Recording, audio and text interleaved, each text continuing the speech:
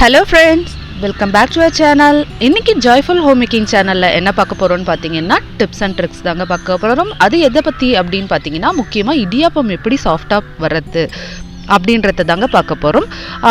அது மட்டும் இல்லாத வாய் புண் அப்புறம் வயிறு புண் இருக்கவங்களுக்கெல்லாமும் இது உள்ள டிப்ஸும் சொல்லியிருக்கேன். இதையும் பயன்படுத்தி பாருங்க, கண்டிப்பா உங்களுக்கு யூஸ்ஃபுல்லா இருக்கும். அது மட்டும் இல்லாத நம்மளோட சேனலை சப்ஸ்கிரைப் பண்ணலன்னா சப்ஸ்கிரைப் பண்ணிட்டு பக்கத்தில் இருக்க பெல் ஐக்கானையும் கிளிக் பண்ணிக்கோங்க. அதில் ஆல்ரெடி நோட்டிஃபிகேஷனை கிளிக் பண்ணிங்கன்னா தான் நம்மளோட சேனலில் போடுற வீடியோ எல்லாம் உடனே தெரிய வரும். இன்னைக்கு பார்க்குற இந்த குறிப்பு பற்றி நீங்கள் கமெண்ட் செக்ஷனில் எனக்கு கமெண்ட் பண்ணலாம்.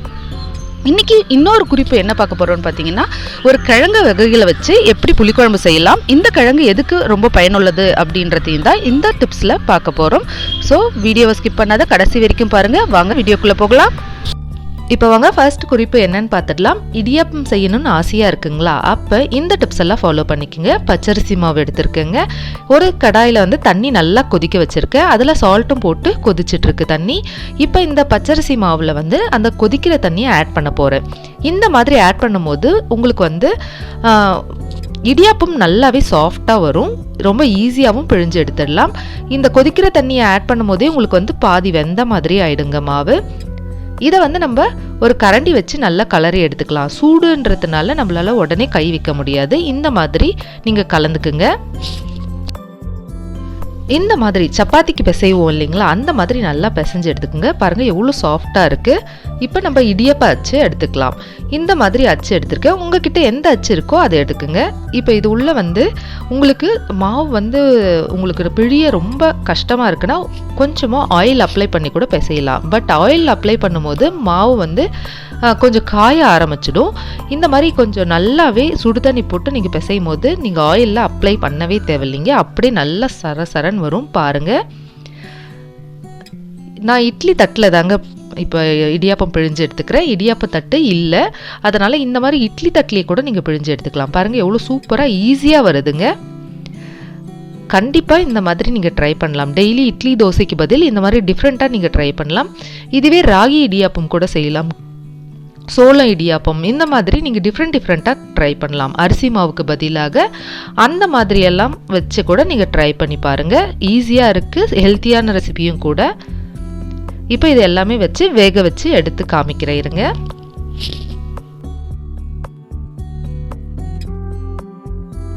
இப்போ இடியாப்பம் ஒரு பக்கம் வேகட்டும்.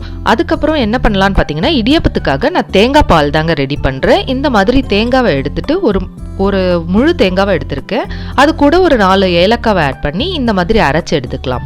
இந்த தேங்காய் பாலுக்கும் நான் சுடு தண்ணி தாங்க ஆட் பண்ணுறேன். நீங்கள் பச்சை தண்ணி கூட ஆட் பண்ணலாம். பட் சுடு தண்ணி ஆட் பண்ணும்போது பால் உங்களுக்கு இன்னும் நிறையவே கிடைக்கும். அதுக்காக தான் இந்த மாதிரி சுடு தண்ணி ஆட் பண்ணிக்கலான்னுட்டு சொல்லியிருக்கேன். இப்போ அரைச்சி எடுத்ததை ஃபில்டர் பண்ணி எடுத்துடலாம். இப்போ பாருங்கள், தேங்காய் பால் நான் எடுத்துட்டேன். இது ஒரு 2-3 டைம் அரைச்சி எடுத்திருக்கேன். நீங்கள் திக்காக வேணும்னு நினைக்கிறீங்கன்னா எடுக்கிற பாலை மட்டுமே நீங்கள் யூஸ் பண்ணிக்கலாங்க. இன்றைக்கி நான் நாட்டு சர்க்கரை தான் யூஸ் பண்ணுறேன். உங்கள் இஷ்டம்தான், வெள்ளை சர்க்கரை கூட யூஸ் பண்ணிக்கலாம். பட் குழந்தைங்களுக்காகன்றதுனால நாட்டு சர்க்கரமோ பனவெல்லம் இந்த மாதிரி ஆட் பண்ணிங்கன்னா ரொம்ப உடம்புக்கும் நல்லது. எடுக்கிற பால்லே எனக்கு போதும் திக்காக வேணுன்றவங்க 2வது பால் எடுக்கிறீங்க இல்லைங்களா, 2வது 3வது அந்த பாலை நீங்கள் புலாவுக்கு அந்த மாதிரி கூட எதுக்காவது யூஸ் பண்ணிக்கலாம். குருமாக்கு அது கூட சூப்பராக இருக்குங்க. அந்த மாதிரி ட்ரை பண்ணி பாருங்க. இப்போ பாருங்க, நல்லா கரைச்சி எடுத்துடலாம். இதை இடியாப்பம் பாருங்க சூப்பராக தயாராயாச்சு. எவ்வளோ ஈஸியாகவும் எவ்வளோ சாஃப்டாகவும் இருக்குங்க. செம சாஃப்டாக இருக்குது. இந்த ஜுரம் அடிக்கிறவங்களுக்கு அப்படி இல்லைன்னா வாய்ப்புன்னு இருக்கிறவங்களுக்குலாம் இந்த மாதிரி நீங்கள் செஞ்சு கொடுக்கலாம். அதே மாதிரி இட்லி தோசைக்கு பதிலாக டிஃப்ரெண்ட்டாக இந்த மாதிரிலாம் ட்ரை பண்ணி பாருங்கள். இப்போ தேங்காய் பாலும் இதில் ஆட் பண்ணி கொடுக்குறோம்.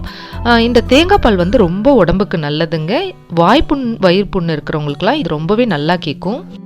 அரிசி மாவு இல்லாத ராகிலையும் இந்த மாதிரி சேமியாவையும் ட்ரை பண்ணி பாருங்க. இதே ப்ரொசீஜர் தாங்க, இதுவும் டிஃப்ரெண்ட்டாக இருக்கும். கண்டிப்பாக மறக்காமல் இதை ஒரு நாள் ட்ரை பண்ணுங்க. அடுத்ததாக இன்னொரு குறிப்பும் சொல்லிடுறேங்க. இடியாப்பம் செய்யும் போது இந்த சைட் டிஷ்ஷையும் நீங்கள் ஆட் பண்ணிக்கலாம். இது மாதிரி செஞ்சிட்ட பிறகு வேர்க்கடலை அதாவது மல்லாட்டையை நல்லா வறுத்து பொடி பண்ணிக்கிங்க. அது கூட நீங்கள் வெல்லம் ஒரு பாகு அளவுக்கு எடுத்து ஆட் பண்ணி கூட சாப்பிட்டீங்கன்னா சூப்பராக இருக்கும். தேங்காய் பாலை நீங்கள் வாரத்தில் ஒரு நாள் கூட குழந்தைங்களுக்கோ இல்லை வாய்ப்புண் வர்றவங்களுக்கு இந்த மாதிரி தேங்காய் பாலை கொடுத்தீங்கன்னா வாய்ப்புண் வயிறு புண்ணெல்லாம் சரியாகுங்க. கண்டிப்பாக இதை ட்ரை பண்ணி பாருங்கள். அது மட்டும் இல்லாத இந்த பால் மீந்துடுச்சுன்னா புலாவ்லேயோ இல்லை குருமாலையோ கூட நீங்கள் ஆட் பண்ணி செஞ்சிங்கன்னா சூப்பராக இருக்கும். அதையும் ட்ரை பண்ணுங்கள். இந்த கிழங்கு தாங்க புடிக்கரணைன்னு சொல்லுவாங்க. இதை வச்சு தான் இன்னைக்கு நம்ம புளிக்குழம்பு செய்ய போகிறோம். ஸோ இதை வந்து எடுக்கிறதுனால என்னென்ன பயனும் பார்க்கலாம். அடுத்ததாக பார்த்தீங்கன்னா ஒரு கடாயில் எண்ணெய் எடுத்துருக்குங்க. எண்ணெய் காஞ்சதும் கடுகு ஜீரகம்லாம் ஆட் பண்ணியிருக்கேன். இது என்னன்னு பார்த்தீங்கன்னா பிடிக்கரணை தாங்க. இது ரொம்பவே உடம்புக்கு நல்லது. ஸோ இந்த பைல்ஸ் ப்ராப்ளம் இருக்கவங்கலாம் இதெல்லாம் நீங்கள் கண்டிப்பாக எடுக்கலாம். வயிறுக்கு ரொம்பவே நல்லதுங்க. இதை வேக வச்சு எடுத்து வச்சுருக்கேன். இது என்ன பண்ணலான்னு பார்த்தீங்கன்னா ஒரு புளிக்குழம்பாக தாங்க செய்ய போகிறோம். ஒரு டிஃப்ரெண்ட்டான புளிக்குழம்பு. இப்போ இந்த எண்ணெயெல்லாம் நல்லா காஞ்சது கடுகுலாம் போட்டு இல்லைங்களா, அதுலேயும் இந்த பிடிக்கரணையை போட்டுக்கலாம். இது வந்து வேக வச்சு நான் எடுத்து வச்சுருக்கேங்க. குக்கரில் வந்து 2 விசில் விட்டு வேக வச்சு எடுத்திருக்கேன். அதே குக்கரில் ஒரு பாக்ஸில் வந்து மொச்சக்காவை போட்டும் வேக வச்சு எடுத்திருக்கேன். மொச்சக்காய் பட்டாணி ரெண்டுமே. இது இல்லாத நீங்கள் வெறும் பிடிக்கரணை வச்சு கூட செய்யலாங்க. பட் மொச்சக்காய் சீசன் இருந்ததுன்றதுனால இது போட்டால் இன்னும் நல்லா இருக்கும்னு சேர்த்துருக்கேன். அடுத்ததாக இது என்ன பேஸ்ட்டுன்னு பார்த்தீங்கன்னா வெங்காயம் தக்காளியை நல்லா வந்து ஃப்ரை பண்ணி அரைச்சி எடுத்துருக்குங்க. வேறு எதுவுமே இல்லை, வெங்காயம் தக்காளியை அரைச்சி எடுத்துருக்கேன். உங்களுக்கு தேவைன்னா கரம் மசாலா கொஞ்சமாக இதில் ஆட் பண்ணிக்கலாம். தனியாத்தூள், மிளகாத்தூள், மஞ்சாத்தூள் இது 3மே ஆட் பண்ணியிருக்கேன். இப்போ இந்த பிடிக்கரணை வந்து ஆயிலில் ஃப்ரை ஆயாச்சு இல்லைங்களா, அரைச்சி வச்ச பேஸ்ட்டை இதில் ஆட் பண்ணிக்கலாங்க. நான் இந்த பேஸ்ட் அரைக்கும் போதே வந்து மிளகாத்தூள், மஞ்சாத்தூள், தனியாத்தூள் 3மே ஆட் பண்ணி தான் அரைச்சிருக்கேங்க. சப்போஸ் நீங்கள் அதில் ஆட் பண்ண தவறிட்டிங்கன்னா இந்த மாதிரி கிரேவியை ஃப்ரை பண்ணும் போதே நீங்கள் ஆட் பண்ணிக்கலாம். அடுத்ததாக பார்த்தீங்கன்னா இந்த கிரேவியில் வந்து நான் மொச்சக்காவும் பட்டாணியும் ஆட் பண்ணுறேன். இதுக்கு பதிலாக நீங்கள் வேர்க்கடலையை கூட இது கூடையே கூட ஆட் பண்ணிக்கலாங்க. வேர்க்கடலையை ஆட் பண்ணலாம். அப்படி இல்லைன்னா கருப்பு காராமணி இருக்கு இல்லைங்களா, அதை கூட ஆட் பண்ணிங்களாலும் சூப்பராக இருக்கும். இந்த புளிக்குழம்பை வந்து கிராமத்து சைட்லலாம் ரொம்பவே செய்வாங்கங்க. செமையாக இருக்கும். இது சாதத்துக்கு மட்டும் இல்லைங்க, இட்லி, தோசை, சப்பாத்திக்கு கூட செமையாக இருக்குங்க. கண்டிப்பாக இந்த பைல்ஸ் ப்ராப்ளம் இருக்கவங்கெல்லாம் இந்த கிழங்குங்கள்லாம் நல்லாவே எடுக்கலாம். இது வந்து பிடிக்கரணைன்னு சொல்லுவாங்க. பெரிய கரணை, அதாவது நல்லா பெருசாக இருக்கும் அந்த கருணக்கிழங்கு கூட ரொம்பவே நல்லதுங்க. அதையும் நீங்கள் வாங்கி ட்ரை பண்ணி பாருங்கள். இது வந்து பார்த்தீங்கன்னா ஒரு 2-3 நாளைக்கு கூட வெளியே வச்சா சூப்பராக இருக்குங்க. ஒரு 2 ஸ்பூன் நல்லெண்ணெய் ஆட் பண்ணி நல்லா கொதிக்க விட்டிங்கன்னா 2-3 நாள் வெளியவே நல்லாயிருக்கும். இப்போ 1/4 கிளாஸ் அளவுக்கு தண்ணி ஆட் பண்ணிக்கிறேன். இது நல்லா கொதிச்சிட்ட பிறகு ஆஃப் பண்ணிவிடுங்க ஸ்டவ்வை. அவ்வளோதாங்க. கூட ஒரு ஸ்பூன் நாட்டு சக்கரை சேர்த்திங்கன்னா இன்னும் செமையாக இருக்கும். கண்டிப்பாக இதை ட்ரை பண்ணி பாருங்கள். இந்த மாதிரி புடிக்கரணையை வேக வச்சு இதை வந்து பொட்டேட்டோ ஃப்ரை பண்ணுவீங்க இல்லைங்களா, அதே மாதிரியே ஃப்ரை பண்ணி கூட சாப்பிட்லாங்க. தயிர் சாதத்துக்கு, ரச சாதத்துக்குலாம் சூப்பராக இருக்கும். ட்ரை பண்ணி பாருங்கள். இதுதாங்க பெரிய கரணை. இதை வந்து எலிஃபண்ட் ஃபுட்டுன்னு சொல்லுவாங்க.